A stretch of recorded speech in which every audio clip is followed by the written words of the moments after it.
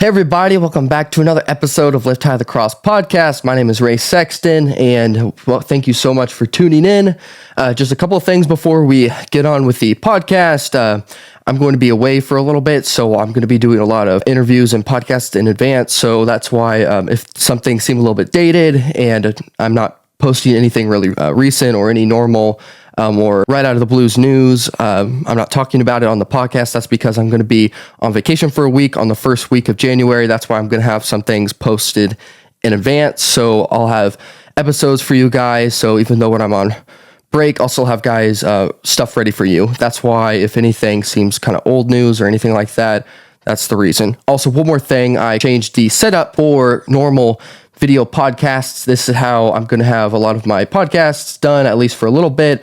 I'm really used to, if you're watching a lot of my video stuff, I like looking this way when I'm talking to myself, and I have a really hard time not looking up and down and left and right. And when I have the video camera set up on me really in the middle, it's kind of hard to concentrate. When I start talking and having my own thoughts, I kind of look down, and it's a bad habit. So I'm going to have the video like this, so if I'm ever wanting to look at the camera, I can just look at it right on the left because this seems more comfortable, and then more of the video, I'll just talk like this. That's why it's still a better angle.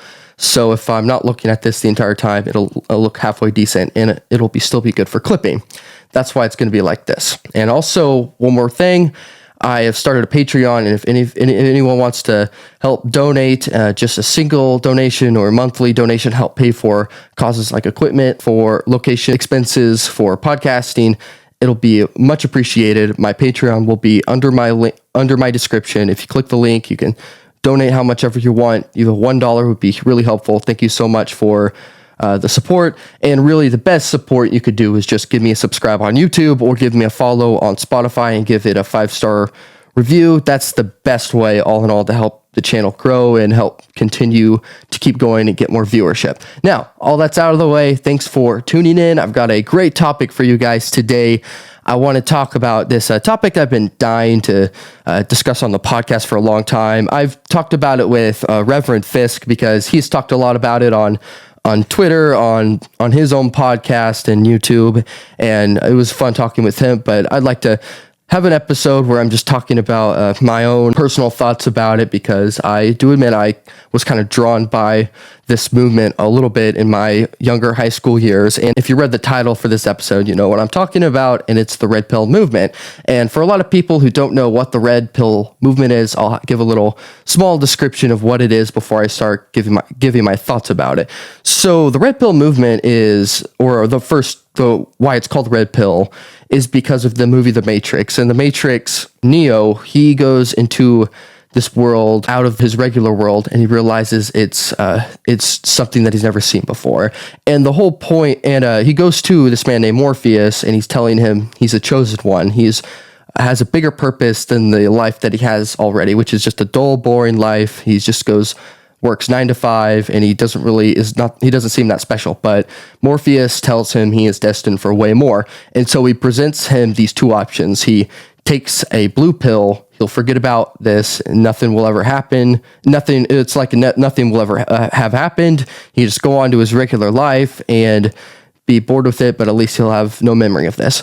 Or he can take a red pill, and he can go with them on this crazy adventure and help make a difference in this fallen world that he lives in. And that's what the premise of the movie is about. And that's what being red-pilled was. But after a while, especially for the last 5 years, the red pill movement has... red pill, the word, has a whole different meaning.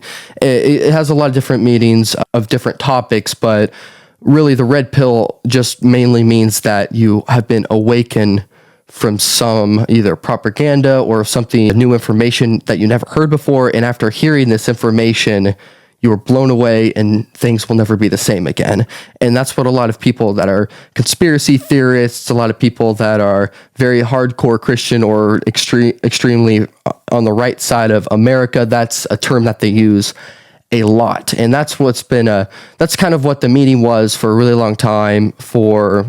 It was really just for political matters or for deep state conspiracies for the last 20 or 30 years. That's kind of what the saying was for. But in the last 10 or 15 years, a lot of people on the internet that are these big influencers for men who aren't exactly the best example for Christian young men, but nevertheless, they use the term red pill as a way of waking people up from a lot of things that people just ignore in society, like how it's just accepted that a lot of people are fine not working out, staying healthy, that it's expected where you shouldn't say anything about that. It should just be normal. People can be fat and they can be happy about it and you shouldn't question it. Or if women are sleeping around with a bunch of people, you shouldn't have a problem with it. Just be accepting over it. Or if a man is being depressed, if he's not having a good life, then it's just accepted that you shouldn't do anything about it. And just a lot of different things like that. And the red pill movement is telling people, just because society is telling you this, that doesn't mean it has to be this way. If you are working on yourself, if you are realizing you can do something about yourself instead of playing a victim or being depressed all the time, if you put in the work, you can change all of this. This is all propaganda. It is all a big trick, and you personally can put a stop to it. And that's why it's a big phenomenon for the last 10 or 15 years, because when someone is making a big point about how things are just thrown under the rug for a bunch of conspiracies, that's what they use for the term red pill. And so that's been going on for quite a while, for the past 10 or 15 years. But then some guy really changed everything. This man named Andrew Tate. And it's pretty hard if you haven't heard his name by now, because he's become a very well-known person, whether if you hate him, despise him, or just know a little bit about him. But surely most of you have heard who Andrew Tate is. And if you guys have, if some of you haven't that are listening, I'll give you a little description. Andrew Tate is a Romanian kickboxer who became very successful boxing and has won, I believe, 4 national championships. So he's a very good boxer. He's a very disciplined man. He is Muslim, so a very hardcore Muslim man. So he's very arrogant, very self-centered, and very pat down on, this is the way, nobody else has a right except for me. And he got really famous probably for the past 4 or 5 years ago, talking about a lot of things that are just thrown under the rug. A lot of things like women aren't feminine anymore, men aren't masculine anymore, the LGBT is spreading like a weed. A lot of things like that the media is trying to hide and say that it's accepting. He would say a lot of things, those things are really messed up and you should stay away from it. And of course, he would say it in a very obnoxious way, and very unnecessary ways of saying it. And that's why it's really easy to make him look really bad. And I'm not saying those are the right ways of explaining himself, but he could be a lot more softer for his words. But that's not being said that he's not wrong about a lot of his points. So there's a lot of things I do agree with him, not just things I disagree about. And he got really popular for a long time. I think by 2021, he was the most Googled man on the planet. And I think 2019, just perspective, 2019, Kim Kardashian was the most Googled person on Google. Trump was the most Googled person in 2020. Andrew Tate was the most Googled person in 2021, if I have that right. That's how popular he was, or at least that's how much people have seen him. And he has grown a lot of hatred online. A lot of people despise him, and there's a lot of people that enjoy listening to him, and for good reasons too.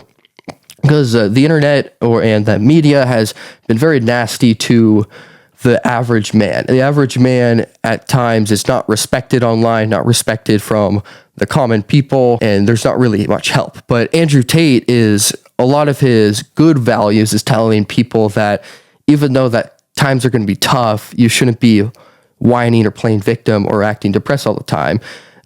If you have 2 hands, a clean health, a set of health, and a good work ethic, you can accomplish anything. And he's always encouraging people to work out for your body, have a healthy diet, train, a lot of great qualities that young men should always do throughout their lives. And that's a lot of good qualities for any Christian or people who's not Christian, and anyone should listen to that kind of advice. And that's kind of what the core center of the red pill movement was about. It was about making men masculine again. No more of this depressing, being feminine men that are always scared of being canceled online. I'm going to be this ultra macho boss that's going to take over everyone around me, and I'm not going to chase women. Women are going to chase me. A lot of things like that. And even though it might seem nice at times, it's just a lot of it's really silly.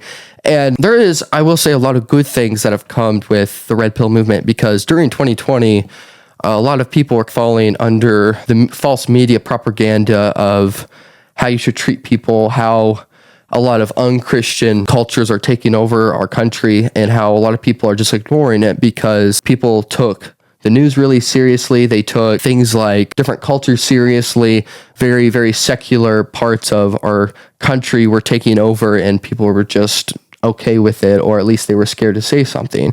So there's a lot of good Andrew Tate has done, a lot of good things that the Red Pill movement has helped people see.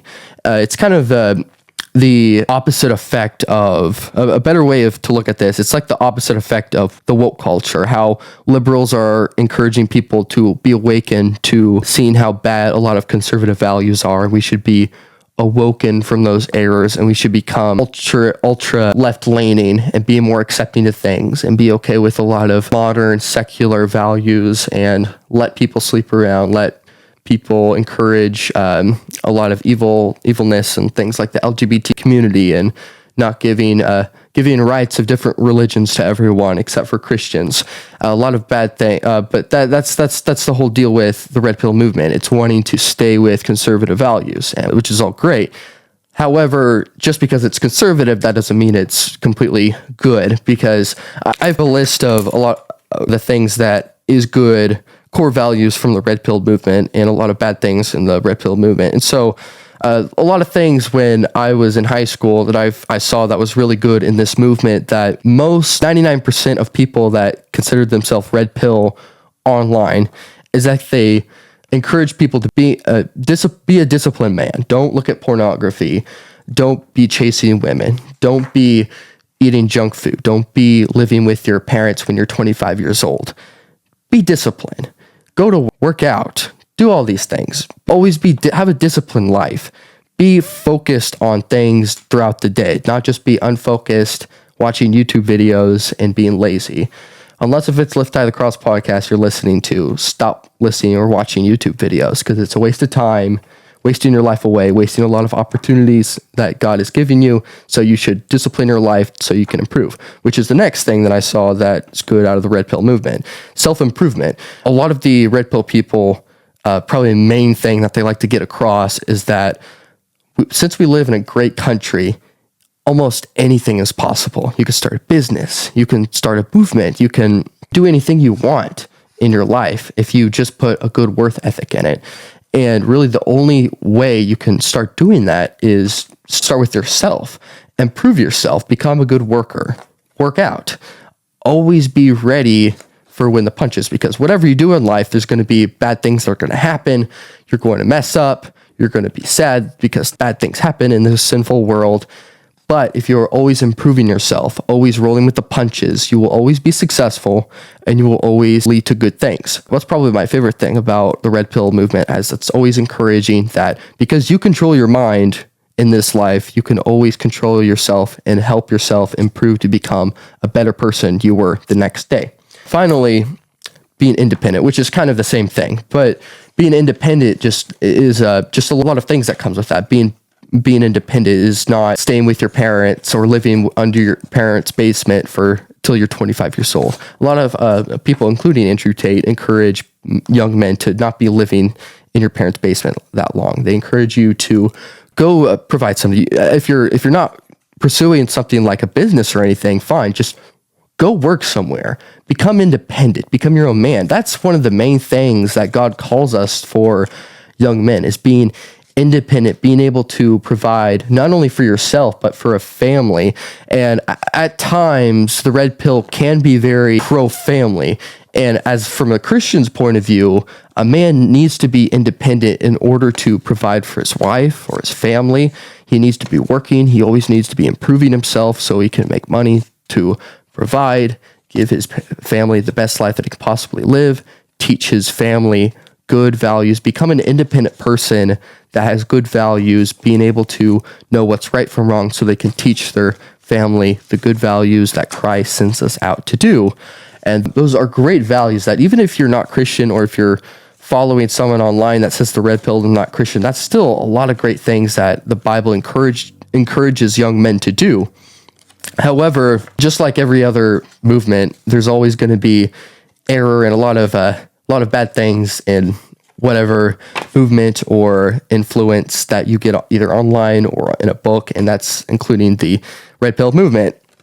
And the things that I wrote down for what I've seen for the last 4 or 5 years, and especially now, is that the red pill movement has so much bad advice for dating. It's ridiculous. If you look at secular men, there really isn't a difference between secular conservative men and consecutive liberal men. I guess you'd say the average conservative man is more self-improving, more independent. But the problem is they both think it's okay to sleep around. It's a lot of them think you don't need to start a family because you just need to be improving yourself just so you can be with a lot of women, date a lot of women, be that macho guy that's just going everywhere. You don't need to treat women with respect because the women are going to be going after you anyway. So what's the point? And there is an extent where they're not saying you should be hateful to women, but it's very, very secular when it comes to dating. A lot of bad advice out there. And it's not very good at all for having a healthy relationship, or if that can lead to marriage, or if you do end up marrying someone with those kind of values, it's not going to be a healthy relationship or marriage or family that you guys build. And even worse than having a bad relationship is that a lot of these people, they're super hungry for power.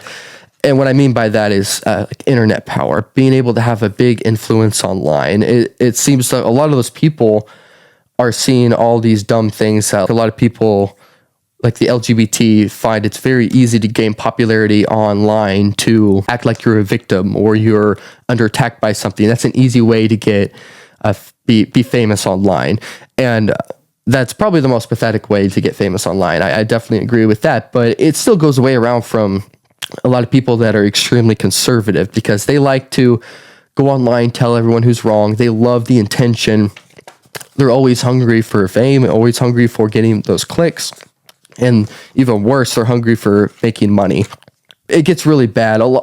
Probably one of Andrew Tate's biggest advice for young men and a lot of other conservative red pillists is that your focus is to improve yourself, become this huge macho man so you can make a lot of money. And once you make a lot of money, then you could settle down, have a family, keep improving. Always think, don't just settle for starting a small business. Once you start a small business, start 3 more businesses so you can make even more money. So you can start investing in other things so you can make even more money. So you can start going to different places around the world, start making a lot of business deals, start making even more business so you make even more money. And it goes on and on and on. It never stops. So it's a big problem. It idolizes the attention that you get online, and also you become very idolized in how much money you want to get. Immediately if you just watch 10 episodes of like big guys like Andrew Tate, you'll get how these guys feel. They're always hungry for just how to make money, how to become more rich and powerful. How can I become more successful on this earthly life that's very short and so unimportant? It gets bad really fast. And I'm not saying there's anything wrong with making money, but it just gets really bad super fast when you start idolizing material like that. And not just idolizing money, but you start idolizing either guys like Andrew Tate that's influencing you, or even worse, you start idolizing yourself. The reason that you're doing all of these things is not because you're doing it for other people, it's to improve yourself so you can be this one big guy, so you can be confident saying that I am so super successful. I'm so glad that I did all this because I am so confident in myself. I'm happy. I'm the opposite of what a depressed man would say who he is. And it's a very sad life. And I don't get why, well, it's not really, I don't get it, but it's very sad how you can get wrapped up to all these conservative values that Christ teaches, but still at the same time, you get wrapped in so much about it because you're always thinking about yourself. That's why the red pill movement it's very scary, because when you first see it and you first understand the core values of it, you think, oh, wow, this is really great. It's promoting that you shouldn't be a bum. You should be making money. You should be improving yourself. You should have families. But it's not all for the right reason. The reason that you should do all of those things is to please God. And you shouldn't be planning 20 years from now to make money so you can settle down, retire, be super rich, super famous, and being able to take all these vacations. You should be enjoying life right now, the life that God has given you. Be joyful for the friends and family that you have now.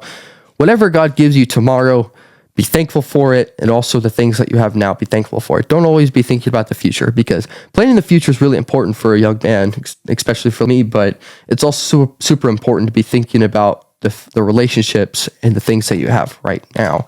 So always be careful about those people that are influencing your life, and not just people that are red pill, but anyone on the internet, anyone who has a pen and they're writing a book, anyone that's trying to give you these values, because they might be leaning to the wrong idea of why you should be doing these kind of things, because you should always be considering that God has a plan for you. The reason that you do these things that Jesus teaches you, it's to please his name, help spread the word. So if you're wanting to pursue a life of making money, that's great. It's trying to make money is good. It's not a bad thing, but you shouldn't idolize anything that you do in your life unless if it's God.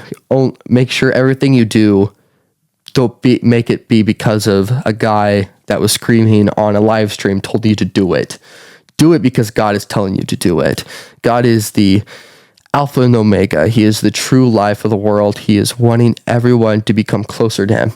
Don't be improving yourself just to please yourself. Improve yourself to please God. Everything's going to be okay. Always trust in him. Everything will be okay.